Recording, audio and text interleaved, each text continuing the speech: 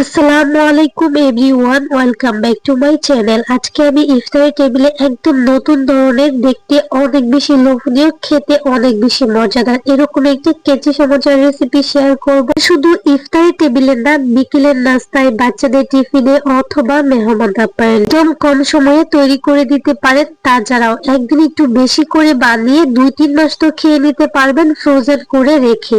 আশা করছি আজকের এই কেচি সমোসাটা আপনাদের অনেক বেশি ভালো লাগবে। তাহলে চলুন দেখে আসি আজকের মূল রেসিপিটা।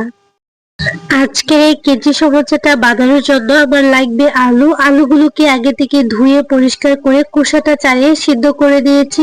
এখন একটা ম্যাশনার দিয়ে আলুগুলোকে খুব ভালোভাবে ম্যাশ করে নিব। আলুটাকে এমন ভাবে মিশাতে হবে যাতে করে এটার মধ্যে কোনো রকম দানা দানা ভাব না থাকে। তো আলুটা মেশানো হয়ে গেছে, এখন এর মধ্যে কিছু মশলা অ্যাড করব। প্রত্যেকটা উপকরণ আমি কতটুকু পরিমাণে দিয়েছি আমি এটা স্ক্রিনে অথবা ডেসক্রিপশনে লিখে দিব। স্বাদ মতো লবণ দিয়েছি, তারপর পেঁয়াজ কুচি দিয়ে দিচ্ছি হচ্ছে এখানে আমি লাল মরিচের গুঁড়া, কাঁচামরিচ কুচি দিয়েছি। ডালটা অবশ্যই নিজেরা নিজেদের পছন্দ মতো অ্যাড করবেন। আমি ভাজা জিরার গুঁড়া দিয়েছি, হলুদের গুঁড়া দিয়েছি, চাট মশলা দিয়েছি, চিলি ফ্লেক্স দিয়ে দিয়েছি, ধনিয়া পাতা কুচি দিয়ে দিয়েছি। এটা বাইন্ডিং এর কাজ করার জন্য আমি এখানে 1 টেবিল চামচ ময়দা, 1 টেবিল চামচ দিয়ে দিয়েছি চালের গুঁড়া। যে কোনো একটা দিলেই হবে। আর এখানে আপনি চাইলে কিন্তু কর্নফ্লাওয়ার অ্যাড করতে পারেন। সবগুলো উপকরণের সাথে আলুটাকে খুব ভালোভাবে মিশিয়ে নিচ্ছি। মেশানো হয়ে গেলে আমি অল্প অল্প করে আলুর মিশ্রণ হাতে নিয়ে এরকম লম্বা করে একটা রোলের মতো করে নিব। ফার্স্টে কিন্তু আলুর পুরটা দিয়ে সবগুলো রোল আমি বানিয়ে নিচ্ছি, এতে করে কাজটা সহজ হবে। আলুর পুরের পুরুত্বটা আপনি কতটা দিবেন সেটা আপনার উপরে ডিপেন্ড করবে। আপনি যদি বেশি খেতে পছন্দ করেন পুর বেশি একটু মোটা করে আর কি দিবেন। আমি মোটামুটি করে দিব, একদম চিকন না আবার একদম মোটা না, ঠিক এইরকম করে আমি দিয়েছি। আর সবগুলো কিন্তু সেম ভাবে বানিয়ে নিয়েছি। আমি যেভাবে আলুর পুরটা রেডি করেছি, যেরকম মশলাগুলো অ্যাড করেছি ঠিক এইভাবে তৈরি করবেন, দেখবেন ভিতরের পুরটা খেতে মাশাআল্লাহ অনেক বেশি মজা লাগবে। যে একটা আটা বানিয়ে দিতে হবে, তার জন্য 2 টেবিল চামচ ময়দা সমপরিমাণে পানি অ্যাড করে খুব ভালোভাবে মিশিয়ে দিব।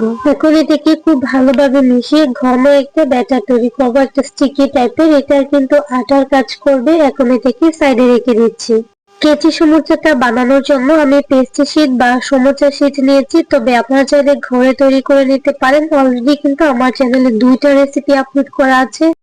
একটা হচ্ছে লিকুইড ব্যাটার তৈরি করে, আর একটা হচ্ছে রুটি তৈরি করে কিভাবে এই শিটগুলো তৈরি করবেন এবং সেই শিট দিয়ে কিভাবে সমোসা স্প্রিং রোল বানাবেন একদম ডিটেলসে দেওয়া আছে।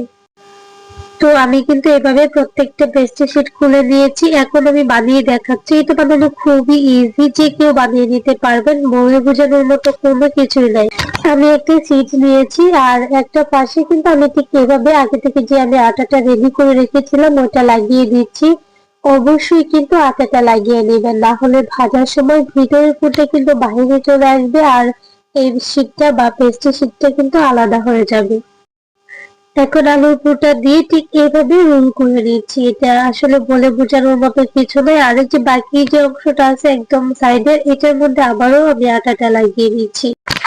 ব্যাস তৈরি হয়ে গেল একটা রোল। আর এটা বানানো খুবই সহজ। এইভাবে আমি কিন্তু বাকি যে রোলগুলো আছে সবগুলো বানিয়ে নিয়েছি। রোলগুলো কিন্তু দেখতে মাশাআল্লাহ অনেক বেশি সুন্দর লাগছে। ঠিক এই পর্যায়ে আপনারা চাইলে এগুলাকে ফ্রোজেন করে রেখে দিতে পারেন, যে কোনো এয়ারটাইট অথবা জিপলক ব্যাগের মধ্যে। পাস্তাটা তেলে ভাজার 10 থেকে 15 মিনিট আগে থেকে বের করে নিতে হবে। তারপর ঠিক এইভাবে কেচি দিয়ে কেটে আপনারা এটাকে ভেজে নেবেন। এগুলাকে এভাবে আগে থেকে কেটে নিচ্ছি, আবার চাইলে কিন্তু সরাসরি গরম তেলের মধ্যে কেটে দিয়ে দিতে পারেন, চাইলে এভাবেও নিতে পারেন। সবগুলো কেটে নিয়েছি, দেখেন মাশাআল্লাহ এগুলো অনেক বেশি কিউট লাগে। এদিকে চুলায় একটা প্যান বসিয়ে দিয়েছি, তার মধ্যে পর্যাপ্ত তেল গরম করে নিয়েছি। গরম তেলের মধ্যে কিন্তু একটা একটা করে দিয়ে দিচ্ছি। এই রাস্তাগুলো হতে বেশি একটা সময় লাগে না, একদমই পাতলা, তো সেগুলা খুব তাড়াতাড়ি হয়ে যায়। চুলাটাকে একদম লো মিডিয়ামে রেখে এগুলাকে ভেজে নিতে হবে। এই কেচি সমোসাগুলো একবারে অনেকগুলো ভেজে নেওয়া যায়, আবার এগুলো কিন্তু অনেকটা সময় ধরে কিন্তু ক্রিস্পি থাকে। এখন দেখাচ্ছি সরাসরি কিভাবে এগুলাকে এভাবে কেটে কেটে তেলের মধ্যে দিয়ে দিবেন। ফার্স্টে তেলটাকে খুব ভালোভাবে গরম করে নিবেন, তারপর ফুটন্ত গরম তেলের মধ্যে ঠিক এভাবে কেচি দিয়ে কেটে কেটে দিয়ে দিবেন।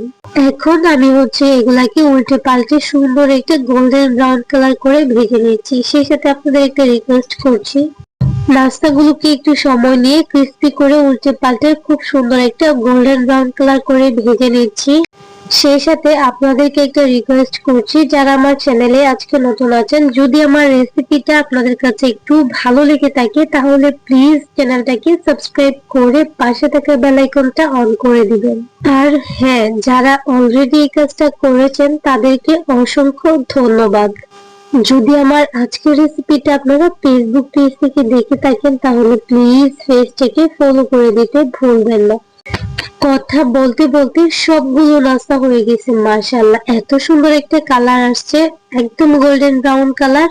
এই পর্যায়ে তেল ঝরিয়ে সবগুলোকে উঠিয়ে নিয়েছি, বাকিগুলা কিন্তু সেম ভাবে ভেজে নিয়েছি। আর নাস্তাগুলোর কথা কি বলবো, মাশাআল্লাহ আপনারা দেখেন, একটু দেখেই কিন্তু বুঝতে পারবেন।